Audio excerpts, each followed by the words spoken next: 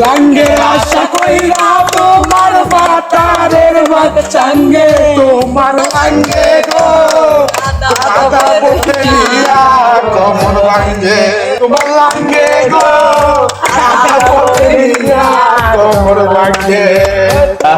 ভাই ওই যে দেখেন আমাদের এলাকায় নতুন একটা মুরগি যাইতেছে। চল মুরগির সাথে একটু ফুর্তি করি। চলেন ভাই যাই।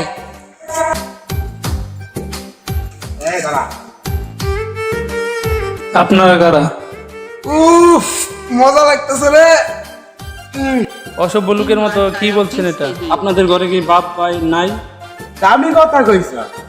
আমার ঘরে বাপ আছে, ভাই আছে, বোন আছে, এমনকি দুলাভাইও আছে, কিন্তু কি নাই রে?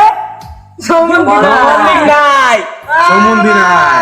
এদের শিক্ষা তো জন্য একদিন না একদিন কেউ আসবে। আরে বেশি কথা বলার দরকার কি? ল চিমাই ল। সালাম আলাইকুম বড় ভাই। ওয়ালাইকুম আসসালাম। এই তুমি আবার কি? আমাকে আপনি চিনবেন না, আমার পরিচয় আপনাকে দিতে হবে না। একটু পর আপনি নিজেই জেনে যাবেন কে আমি। আপনি দিন দুপুরে এসব কি করছেন? এসব কি? হ্যাঁ, যা জানা তোমার দরকার কি? দরকার আছে ভাইজান, দরকার আছে। আপনি দিন দুপুরে সন্ত্রাস করবেন আর আমি চেয়ে চেয়ে দেখবো কি করবি তুই? কি করবি তুই? হ্যাঁ কি করতে পারি বলে আপনার মনে হয়? দেখ বড় ভাই কইছস, এজন্য কিছু বলতেছি না। চুপচাপ রাস্তা ছেড়ে দাঁড়া। আমার কাজ আমারে করতে দে। তুই সর সর।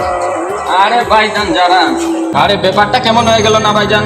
দেখেন ভাইজান, এই শহরে আসার আগে আমার মা আমাকে বলেছিল তোর বোনের মতো কোনো মেয়ে আর ভাইয়ের মতো কোনো ছেলে যদি বিপদে পড়ে তাহলে তাদের বিপদে পাশে দাঁড়া। তুই তো জীবন দিয়ে হলেও তাদেরকে রক্ষা কর। আর আমি সন্তান হয়ে কি মায়ের কথা রাখতে পারি না?